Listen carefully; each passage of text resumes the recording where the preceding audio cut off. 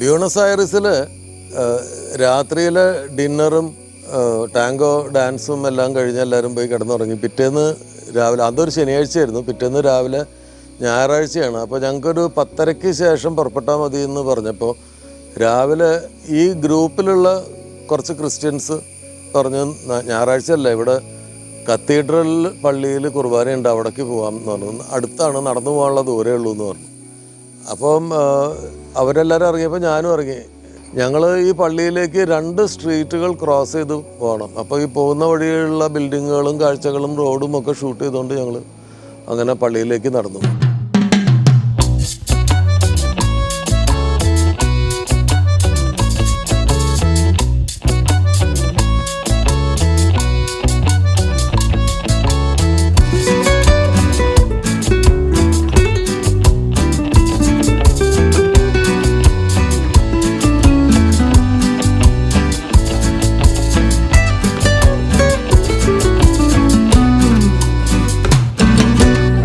വരുമ്പോഴാണ് നമുക്ക് മനസ്സിലാവുന്നത് ഞങ്ങൾ വരുന്നത് പ്ലാസ ഡെ മയോ എന്ന് പറയുന്ന ആ സിറ്റി സെൻറ്ററിലേക്കാണ് വരുന്നത്. വന്ന് കയറിയപ്പോഴാണ് മനസ്സിലായി അവിടെ ഞങ്ങൾ തലേദിവസം കണ്ട കത്തീഡ്രലാണ്, മെട്രോപൊളിറ്റൻ കത്തീഡ്രൽ ഓഫ് ബ്യൂണസ് ആയറിസ്, മാതാവിൻ്റെ പള്ളിയാണ്. അങ്ങനെ ആ പള്ളിയുടെ പുറത്തേക്ക് കാണുമ്പോൾ നമുക്ക് അങ്ങനെ ഒരു ഗ്രീക്ക് രീതിയൊക്കെ തോന്നും പുറത്തുനിന്ന്.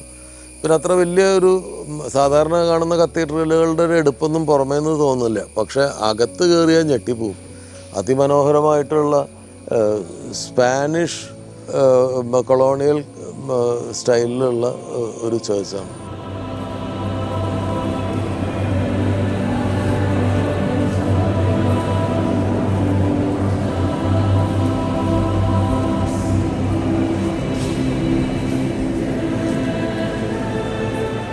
അതിമനോഹരങ്ങളായിട്ടുള്ള അതിൽ മാതാവിൻ്റെയൊക്കെ പ്രതിമ എന്ന് പറഞ്ഞു കഴിഞ്ഞാൽ അതിമനോഹരമാണ്. അപ്പോൾ ഉണ്ണി ആണ് ആ വീഡിയോസൊക്കെ എടുത്തത്. ഞാൻ പള്ളിയുടെ ഉള്ളിലേക്ക് കയറുന്നതും മാതാവിൻ്റെ അടുത്ത് പോകുന്നതും പ്രാർത്ഥിക്കുന്നതും അതിൻ്റെയൊക്കെ വീഡിയോസ് എടുത്തത് ഉണ്ണിയാണ്.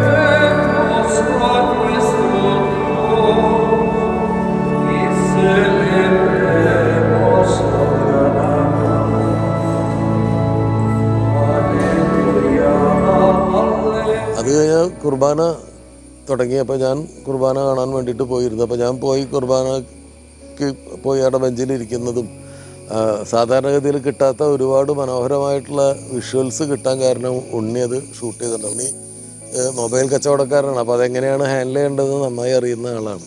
ഉണ്ണി എടുത്ത വീഡിയോസാണ് നിങ്ങൾ ഇനി ഇതിൽ കാണാൻ പോകുന്നത്. സ്പാനിഷ് ഭാഷയിലുള്ള ഗംഭീരമായിട്ടുള്ള ഒരു കുർബാന നടന്നു. ആളുകളെല്ലാവരും, ടൂറിസ്റ്റുകളിലെ ക്രിസ്ത്യാനികളെല്ലാം ആ കുർബാന കൂടി.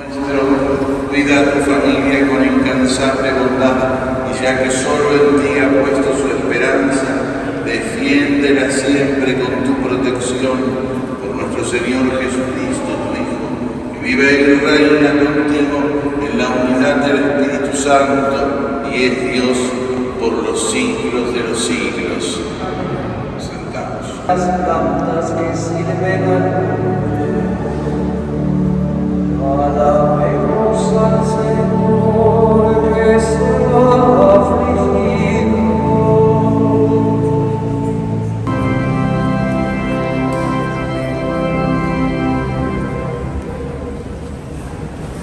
Recemos para que este sacrificio sea agradable a Dios Padre Todopoderoso. അപ്പോൾ കുർബാനയ്ക്ക് ഇടയിൽ പെട്ടെന്ന് നോക്കുമ്പോൾ പള്ളിയുടെ അകത്തേക്ക് ഒരു സംഘം പട്ടാളക്കാർ മാർച്ച് ചെയ്ത് വരുന്നു. പള്ളിയുടെ പ്രധാന അൾത്താരയുടെ സൈഡിലുള്ള ഒരു സ്ഥലത്തേക്ക് ഒരു മാർച്ച് ചെയ്തു പോകുന്നു. അവിടെ ചെന്നിട്ട് ഈ പട്ടാളക്കാർ സല്യൂട്ട് ചെയ്യുന്നു. Tú que eres el camino que nos conduce al Padre, Señor, ten piedad. Tú que eres la vida que se nos da en abundancia, Cristo, ten piedad. Tú que eres la verdad que nos hace libres, Señor, ten piedad.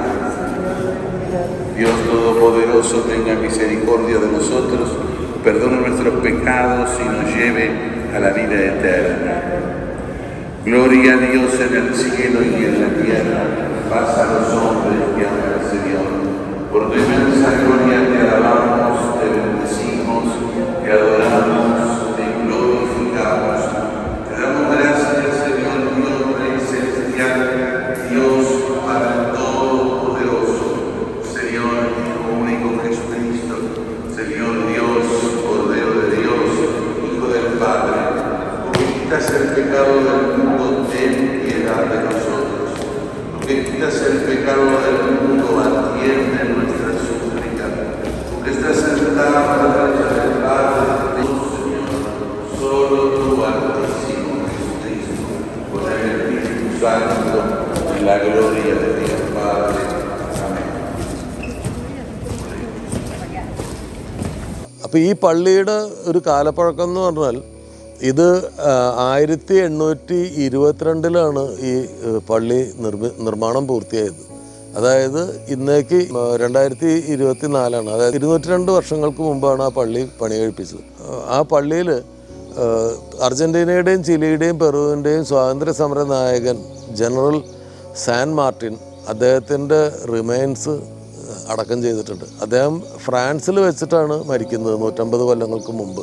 അതായത് 1850 ഫ്രാൻസിൽ വെച്ച് മരിച്ച അദ്ദേഹത്തിൻ്റെ remains 1880 ഇങ്ങോട്ട് കൊണ്ടുവന്ന് ഇവിടെ different ആയിട്ടുള്ള കളേഴ്സുള്ള marble ഫലകങ്ങൾ കൊത്തിയ കല്ലറയിൽ ഇവിടെ പള്ളിയുടെ അകത്താണ് അടക്കം ചെയ്തത്.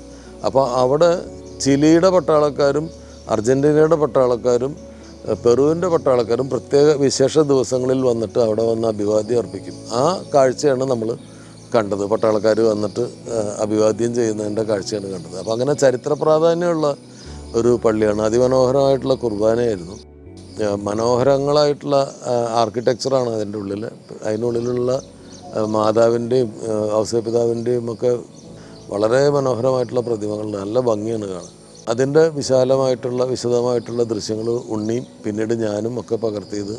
ഈ സൗത്ത് അമേരിക്കയിലും യൂറോപ്പിലൊക്കെ പോകുമ്പോൾ അവിടുത്തെ ചർച്ചുകൾ കാണുമ്പോൾ എന്നെ അത്ഭുതപ്പെടുത്തുന്നത് അവിടുത്തെ പ്രതിമകളുടെ ഭംഗിയോ അതിൻ്റെ ആർക്കിടെക്ചറിൻ്റെ ഭംഗിയേക്കാൾ അധികം നമുക്ക് വിശ്വസിക്കാൻ കഴിയാത്ത ഒരു കാര്യം ഇതിൻ്റെ മച്ചാണ്, മോൾഭാഗം. അവിടെ എങ്ങനെ ഇത് ചെയ്തു എന്നൊരു പിടിയും കിട്ടാത്ത മാതിരി മനോഹരമായ ആർച്ചുകളിൽ ഇതിൻ്റെ ഒരു മേലാപ്പുണ്ട്. അതിലുള്ള പെയിൻറ്റിങ്സ്, അതിൻ്റെ ആർട്ട് വർക്ക്, അതിലുള്ള കൊത്തുപണികൾ, അതിലുള്ള ഡീറ്റെയിൽസ്, അതൊരു കാണേണ്ട കാഴ്ചയാണ്. പ്ലാസ ദേ മയോയിൽ തലേ ദിവസം വന്നപ്പോഴോ കഴിഞ്ഞ തവണ പ്ലാസ ദേ മയോയിൽ വന്നപ്പോഴോ എനിക്ക് ഈ കത്തീഡ്രലിൻ്റെ ഉള്ളിൽ കയറാൻ പറ്റിയില്ല. അന്ന് രാവിലെ ഈ ആളുകൾ കുർബാനയ്ക്ക് വരാൻ വേണ്ടി പോകുന്നു എന്ന് പറഞ്ഞതുകൊണ്ടാണ് എനിക്കിത് വന്ന് കാണാനും പകർത്താനും ഒക്കെ പറ്റിയത്. അതൊരു ഹൃദയാവർജകമായ ഒരു കാഴ്ച തന്നെയാണ്. ആ ചർച്ചിൽ ഞാൻ പറയുന്നത് ഇത് ക്രിസ്ത്യാനികൾക്ക് വേണ്ടി മാത്രമല്ല, ചരിത്ര കുതുകികളായിട്ടുള്ള ആളുകൾക്ക് ഒരു 202 വർഷത്തെ ചരിത്രമുറങ്ങുന്ന ഒരു പള്ളിയാണ്.